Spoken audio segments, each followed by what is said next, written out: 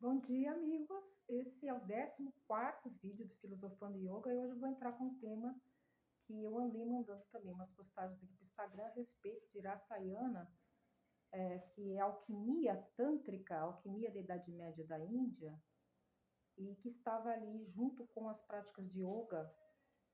E pode parecer estranho que o yogi também se envolvia com práticas alquímicas, mas essa alquimia não era uma alquimia de transformar metais em ouro, como a gente conhece aqui, né, quando fala em alquimia, mas era a transformação do corpo, era a transformação através da utilização de elixires feitos de ervas, de algumas outras substâncias, ossos de animais, e que era comum as pessoas usarem para garantir uma saúde melhor, uma vida mais extensa e lutar contra o envelhecimento.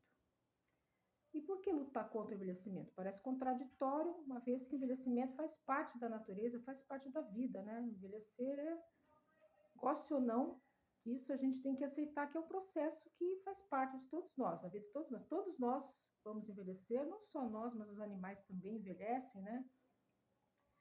Então, por que os yogis não queriam envelhecer? Eles queriam durar mais, ter uma vida mais longa.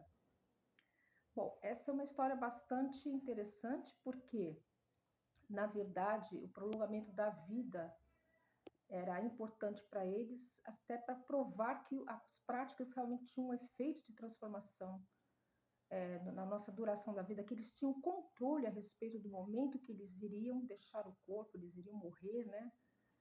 E por isso as práticas de yoga unidas com esses processos alquímicos faziam parte daquela realidade, principalmente na Idade Média da Índia, onde a gente encontra os textos falando a respeito disso, e eu gosto muito de estudar essas coisas, eu tenho interesse, acho interessante, né?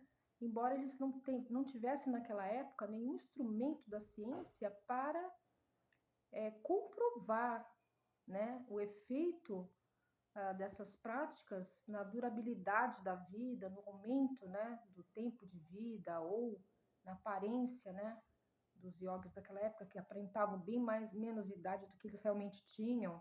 A gente encontra relatos de pessoas que viveram bastante, mais do que o que seria o considerado normal naquele período. E pessoas também que tinham uma aparência bem mais jovem por causa das práticas, mas tudo isso não é atestado, não tem como se comprovar. Naquela época não existiam exames que pudessem comprovar a atuação, né, dessas práticas ou mesmo dessas alquimias no corpo. Bom, eu penso assim que nós temos na nossa época agora, na modernidade, a gente vê que todo mundo ainda essa ideia de ser jovem para sempre é uma ideia que não morreu. Se já existia antigamente, então mais ainda agora em que existe uma indústria da beleza, né? Da eterna juventude, com produtos, com procedimentos estéticos para que a gente esconda um pouco as marcas do tempo, para aparentar ser mais jovem, mas tudo isso tem um propósito, inclusive, porque a nossa sociedade, principalmente ocidental, ela valoriza muito o jovem, a juventude, como força de trabalho, né? Como tudo. Então, eu vejo que nisso existe um erro muito grande, né? Porque a capacidade de uma pessoa, ela não pode estar associada apenas à questão da idade dela, né? Existem muitos outros fatores aí que a gente tem que levar em consideração, porque a pessoa pode ter uma experiência fantástica dentro da área de trabalho que ela faz, que ela vive, né? E, independente da idade dela, né?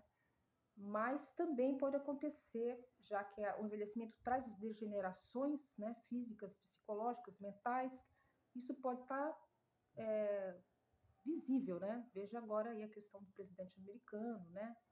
E os motivos de preocupação dos americanos, dos norte-americanos, com relação à permanência dele ali concorrendo à presidência e dando sinais aí de disfunções, né, mentais.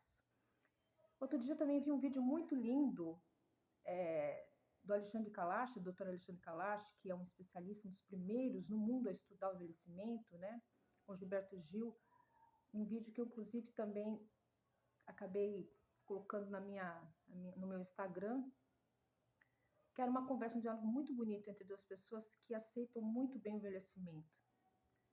E eu acho que não é fácil, principalmente para a mulher aceitar o envelhecimento, né? Porque conforme você vai envelhecendo, vai mudando seus traços físicos, seu rosto, cabelo, né? Cor do cabelo, isso é inevitável. A gente pode mascarar isso. Claro, pintando, mudando, fazendo procedimentos, lábios, né, rosto, procedimentos que estão sendo muito comuns, sendo feitos até com pessoas muito jovens já fazendo esses procedimentos, o que me causa espanto, porque não são pessoas que necessitassem de ter esse procedimento feito, mas elas já estão preocupadas com a aparência, tão cedo preocupadas com a sua aparência. E eu acho que a gente deve observar e tentar entender todo esse processo e ver até que ponto realmente isso não é excessivo, né? As pessoas estão colocando muitos procedimentos para esconder a idade e botox, assim, cria às vezes uma, um endurecimento da musculatura do rosto, né? Uma rigidez da musculatura que acaba congelando a expressão, ou preenchimentos de lábios que estão tornando as pessoas muito parecidas entre si, todas estão com a mesma boca, e parece que não está sendo valorizado, que cada um tem a sua forma e cada um tem a sua beleza, seus traços, né? Essas diferenças de lábio mais fino, mais grosso, bochecha mais cavadinha ou mais redondinha, são parte da vida, parte da história, da hereditariedade também da gente, né? A nossa história, né? E isso tá se perdendo muito, todo mundo quer quase que fazer isso com uma regra geral, né? Até cobrar das pessoas que não fazem esses procedimentos, muitas vezes são cobradas. Por que que você não faz isso? Por que você vai ficar parecendo bem mais jovem e tal? Como se envelhecer fosse alguma coisa errada, como se fosse ruim envelhecer, né? Só vendo um lado. É claro que o envelhecimento traz as suas dificuldades, né? Mas será que todo envelhecimento precisa ser necessariamente um envelhecimento com sofrimento, com angústia, com medo da aparência, medo de envelhecer? Fica aí esse questionamento para vocês, né? Eu mesmo estou me acostumando agora com o meu cabelo assim curtinho, sempre gostei de cabelo longo e o cabelo mais claro, mais branco, né? Mas eu estou com quase 60 anos de idade e, na verdade, isso é natural. Ele está em mim porque é da natureza. Ele faz parte do meu envelhecimento. E eu estou tentando lidar da melhor maneira com isso, né? Para que isso não se torne um problema para mim mesma, a minha imagem, para que eu consiga ver e aceitar de maneira natural que é o processo da vida, né? Sem que isso me tire a beleza, porque a beleza não é só apenas a beleza da aparência física. Existem outros valores que a gente tem que colocar à nossa frente, que é a experiência, que é a vivência, né? Que nós temos, as experiências que nós adquirimos com o passar do tempo, todas as outras coisas que fazem parte também da vida da gente, outros valores morais, valores interiores que são importantes, né? E que também podem estar sendo colocados ali como mais importante para você propriamente do que um rosto bonito e jovem, tá bom? Beijos no coração.